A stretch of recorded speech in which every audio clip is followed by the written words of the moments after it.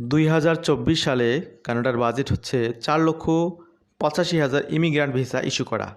তো এই immigrant visa বলতে যেটা আমরা বুঝি সেটা হচ্ছে পার্মানেন্ট রেসিডেন্ট ভিসা। কানাডাতে সরাসরি সিটিজেনশিপের ভিসা পাওয়া যায় না। ইউরোপের অনেকগুলো কান্ট্রি রয়েছে যেগুলোতে সরাসরি সিটিজেনশিপের জন্য আবেদন করা যায়, কিন্তু নর্থ আমেরিকান কান্ট্রির মধ্যে যেগুলো সবচেয়ে রিনাউন্ড ইউএসএ এবং কানাডা, তাদের সিস্টেমে ইউএসএতে গেলে আপনাকে গ্রিন কার্ডের জন্য আবেদন করতে হবে, কানাডাতে গেলে পিআর কার্ড বা পার্মানেন্ট রেসিডেন্ট কার্ডের জন্য আবেদন করতে হবে। তো গ্রিন কার্ড কথাটা আমরা সবাই বেশি পরিচিত সেটার সাথে। তো গ্রিন কার্ড আর পার্মানেন্ট রেসিডেন্ট কার্ড একই কথা, একই রকম বিষয়। তো এই পিআর হোল্ডার হওয়ার জন্যই সকল মানুষের একটি স্বপ্ন থাকে, প্রস্তুতি থাকে। কেউ হয়তো বা সাময়িকভাবে কানাডাতে যাচ্ছেন বিভিন্ন ক্যাটাগরিতে, ভিজিটর হিসেবে, স্টুডেন্ট হিসেবে, ওয়ার্কার হিসেবে। ফাইনালি দিন শেষে তাদের আবেদন করতে হবে পিআর হোল্ডারের পিআর প্রোগ্রামে, যেগুলোকে বলা হয় পার্মানেন্ট রেসিডেন্ট প্রোগ্রাম। কারণ স্থায়ীভাবে বসবাসের জন্য এই প্রোগ্রামটাই একমাত্র নির্ভরযোগ্য প্রোগ্রাম এবং একমাত্র প্রোগ্রাম। এবং কন্ডিশন ফিল আপ সাপেক্ষে আপনি নির্দিষ্ট সময় পরে পিআর হোল্ডার থেকে সিটিজেনশিপে কনভার্ট হতে পারবেন, পরিবর্তিত হতে পারবেন। তো এই পিআর হোল্ডার হওয়ার ক্ষেত্রে অনেকগুলো সুবিধা রয়েছে, কিছু অসুবিধা রয়েছে। এই বিষয়গুলো কম বেশি আপনারা হয়তো অনেকেই জানেন, অনেকেই জানেন না। যারা জানেন তাদের জানাটাকে আরও শানিত করার জন্যে আজকের আলোচনাটি অনেক সহায়ক ভূমিকা রাখবে। তো চলুন আমরা আজকে মূলত পার্মানেন্ট রেসিডেন্ট হওয়ার পরে এবং এখানে কি সুবিধা কি অসুবিধা এই বিষয়গুলো নিয়ে আমরা জানবো আজকের আলোচনা থেকে। আমাদের সাথেই থাকবেন। Canadian permanent resident or those who plan to become permanent resident must be aware of a number of laws, rules and technicalities pertaining to permanent resident status.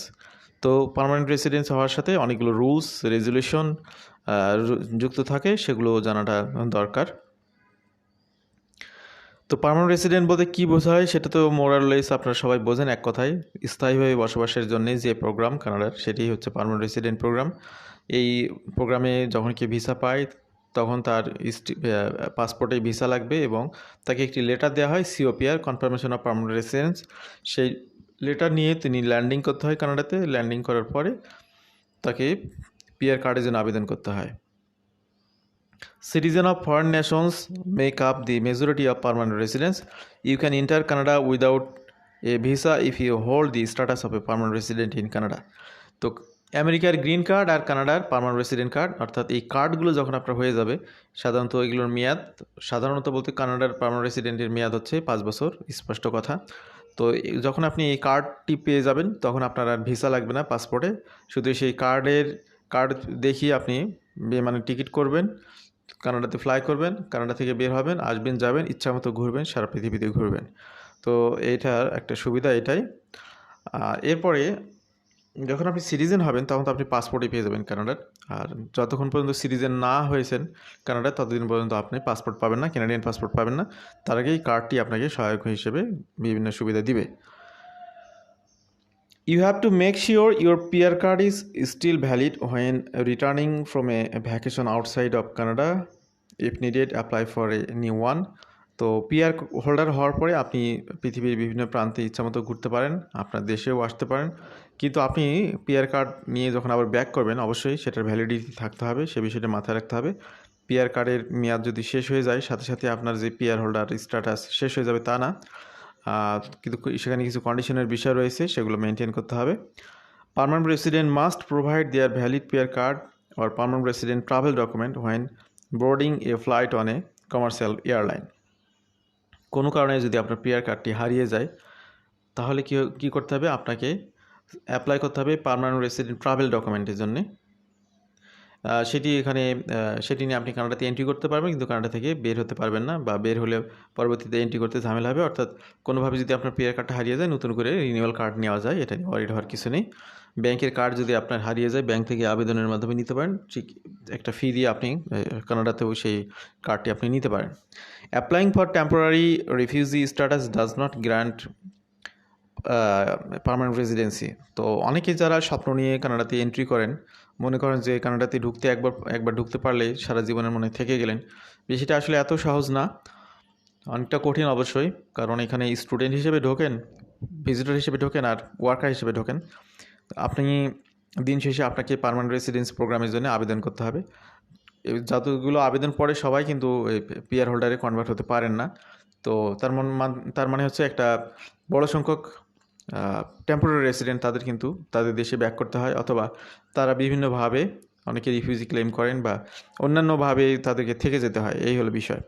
Individuals have to get immigration and refugee board to approve their claim before they may become a permanent residence. After that they must apply for and receive permanent resident status.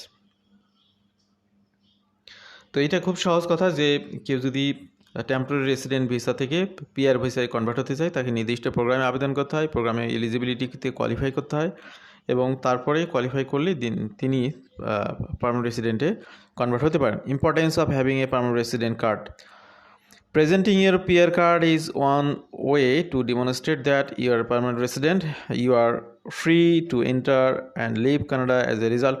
Therefore, in order to confirm your PR status and passport when returning to Canada via commercial transportation such as airplane, boat, train, bus, you must provide your permanent resident card. তো যে কোনো ওয়েতে আপনি কানাডাতে entry করুন না কেন, আপনাকে পিআর কার্ডটা শো করতে হবে। এই জন্যই পিআর কার্ডটা অবশ্যই দরকার, এটা কমন বিষয়। You must apply for permanent resident travel document if you are currently outside Canada and a permanent resident without a PR card, or if you do not have one. কোনোভাবে যদি আপনার PR card না থাকে তাহলে আপনাকে permanent resident travel ডকুমেন্টের জন্য আবেদন করতে হবে। এটা একটি লেটারের মতো, এটা দিয়েও আপনি এখানে আসতে পারবেন। This is because if you enter Canada again without a PR card or PRTD, you might not be allowed back.